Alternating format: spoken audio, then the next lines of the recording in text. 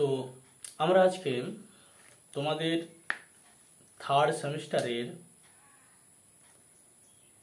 সংস্কৃত ও ইংরেজি সাহিত্যের ইতিহাস, ছন্দ ও অলঙ্কার এই পেপারটি তোমাদের আজকে আমরা সিলেবাস, নম্বর বিভাজন, কিভাবে কম পড়ে বেশি নাম্বার পাওয়া যায়, সমস্ত বিষয়ের ব্যাপারে কিন্তু তোমাদের আজকে আমরা জানিয়ে দেব। তো তোমাদের এই চ্যাপ্টারটি মিনিমাম 4টি অধ্যায়ে বিভক্ত হয়েছে, সেটা আমরা কিন্তু অলরেডি জানি। সংস্কৃত সাহিত্যের ইতিহাস, ইংরেজি সাহিত্যের ইতিহাস, ছন্দ অলঙ্কার, এই পেপারটি পুরোটা আলোচনার পূর্বে তোমাদের জানাই, যারা আমাদের চ্যানেলটি প্রথম দেখছো তারা অবশ্যই লাইক, কমেন্ট, শেয়ার করে দাও এবং সাবস্ক্রাইব করতে ভুলো না।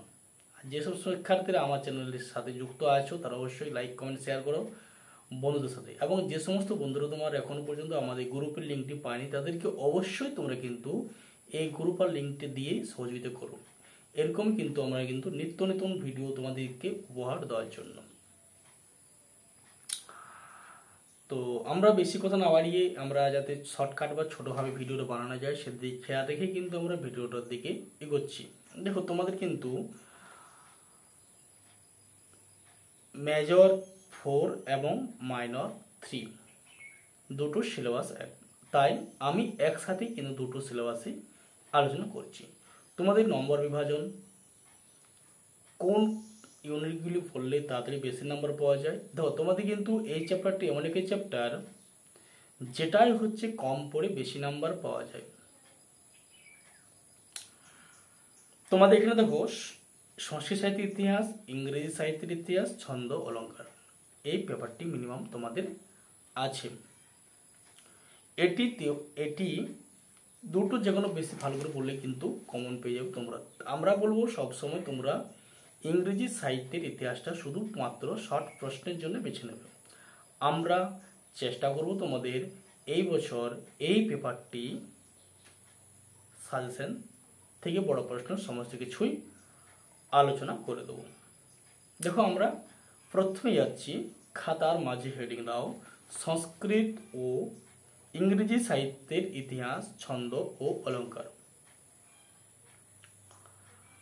লিখো খাতার মাঝে সংস্কৃত ও ইংরেজি সাহিত্যের ইতিহাস, ছন্দ অলঙ্কার। আমরা সমস্ত কিছু বলে দেবো, চাপের কিছু নেই। চলো হেডিং দাও সংস্কৃত সাহিত্যের ইতিহাস। এবারে মূল হেডিংয়ে চলে আসি আমরা, সংস্কৃত সাহিত্যের ইতিহাস। লেখো ভাস। 2 নম্বর লেখো কালিদাস। 3 নম্বর ভবভূতি। 4 নম্বর বাণভট্ট। 5 নম্বর শূদ্রক। 6 নম্বর জয়দেব। আমরা আরো বলছি, মিলিয়ে নাও। ভাস, কালিদাস, ভবভূতি, বাণভট্ট, শূদ্রক, জয়দেব। এটা হলো আমাদের সংস্কৃত সাহিত্যের ইতিহাস। আমরা চলে যাচ্ছি এবারে ছন্দ। ছন্দ লিখে হেডিং দাও। ছন্দ লিখে হেডিং দাও। তো মিশ্র কলাবৃত্ত। মিশ্র কলাবৃত্ত। 2 নম্বর হেডিং দাও কলাবৃত্ত।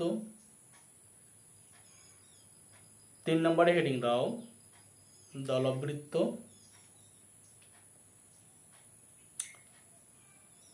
4 নম্বরে হেডিং দাও সনেট। 5 নম্বর হেডিং দাও অমিত্রাক্ষর। তারপর হেডিং দাও মুক্ত ক্ষুদ্র ছন্দ। এটা চলে গেল আমাদের ছন্দ। এরপরে চলে যাও অলঙ্কার হেডিং দাও। অলঙ্কার লেখো অনুপ্রাস, অ দন্তন্বয় রস্যৌ পয়ের রফলাকার দন্তস্য অনুপ্রাস। কমাদি লেখো যমক, আমি কিন্তু সমস্ত উত্তর তোমাদের আলোচনা করে দেবো যদিও। যমক। তিনে লেখো শ্লেষ, তিনে শ্লেষ। চারি চলো বক্রোক্তি, চারে বক্রোক্তি। পাঁচে উপমা, পাঁচে উপমা। ছয়ে রূপক, সাতে উৎপ্রেক্ষা, আটে অপন্নতি, নয়ে নিশ্চয়, দশে সন্দেহ, 11 লিখো ব্যতিরেক, 12 সমাসুক্তি, দন্তস্য ময়াকার দন্তস্বয়ে ওকার কয়তয়ে রস্যই। 13 লেখো অতিশয়োক্তি, অ তয়ে রস্যই তালবস্যয় ওকার অন্তস্থ কয়তস্যই। না মানটা বলিল অ তরস্যই তালবস্য অন্তস্থ ওকার কয়তরস্যই অতিশয়োক্তি।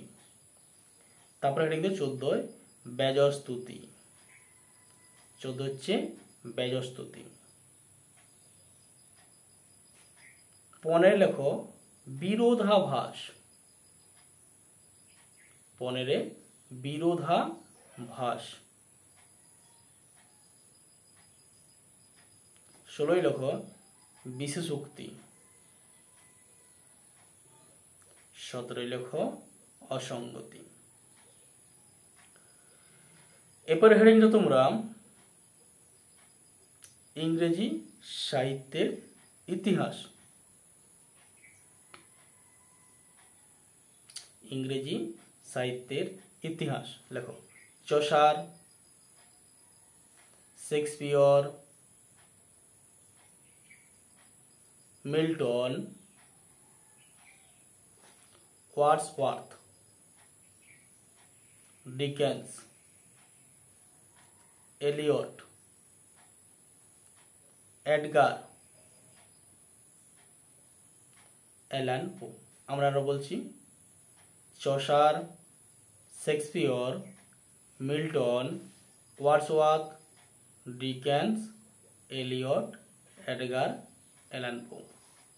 তোমাদের মিনিমাম 4টি। এরপরে ধরো আমরা প্রত্যেকটা স্টেপ বাই স্টেপ বলে দিচ্ছি, তোমরা যদিও জানো তবু আমি আবার রিভাইজ বা রিপিট করে দিই। কোন ইউনিট দুটো পড়লে বেশি নাম্বার পাওয়া যাবে বা কত নাম্বার পরীক্ষা, সমস্ত ব্যাপারে কিন্তু আমরা ভিডিওর মাধ্যমে আলোচনা করে দিচ্ছি। দেখো তোমাদের মিনিমাম তোমরা জানো তোমাদের 50 নাম্বারে কিন্তু পরীক্ষা হয় একটি পেপারে। সেখানে তোমাদের ইন্টারনাল পরীক্ষা হয় 10 নাম্বার, 40 নাম্বার তোমাদের কিন্তু পরীক্ষায় কিন্তু বসতে হয়, 40 নাম্বার দিতে হয় পরীক্ষা।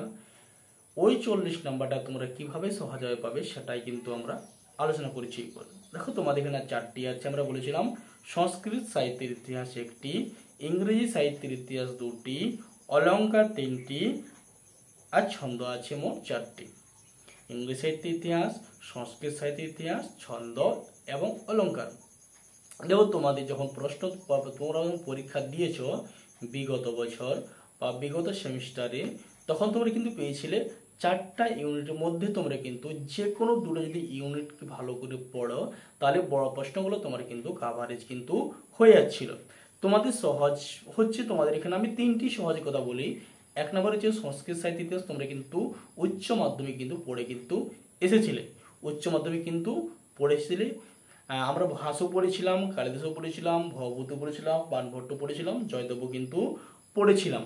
আমরা কিন্তু সংস্কৃত সাহিত্য ইতিহাস কিন্তু তাহলে আমরা মধ্যে রাখছি, ভালো করে প্রিপারেশন কিন্তু নেব।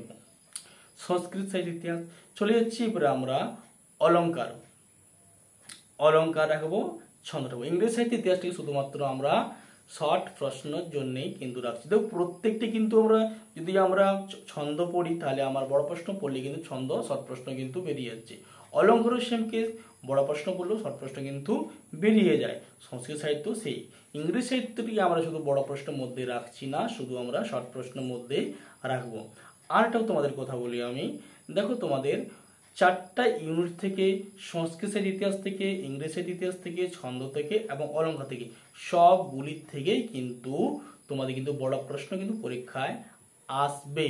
সবগুলির থেকে একটি করে আসবে, 5 নম্বরে 4টি থাকবে আর 10 নম্বরও 4টি তোমাদের থাকছে। মোট 2টি করে করতে 5 নম্বর 2টি করতে হবে আর 10 নম্বরে কিন্তু 2টি করতে মোট 40 নম্বর। আর 5 নম্বরে হচ্ছে মোট 5টি, তো 10 নম্বর, তো মোট 50 নম্বর পরীক্ষা।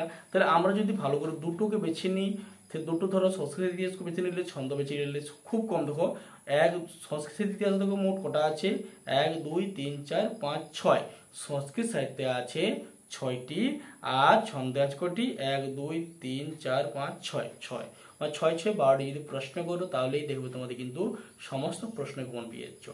আর তোমাদের অলঙ্কার এবং ছন্দের ক্ষেত্রে কিন্তু তোমাদের অলঙ্কার নিরূপণ থাকছে, ছন্দ নিরূপণ কিন্তু থাকছে।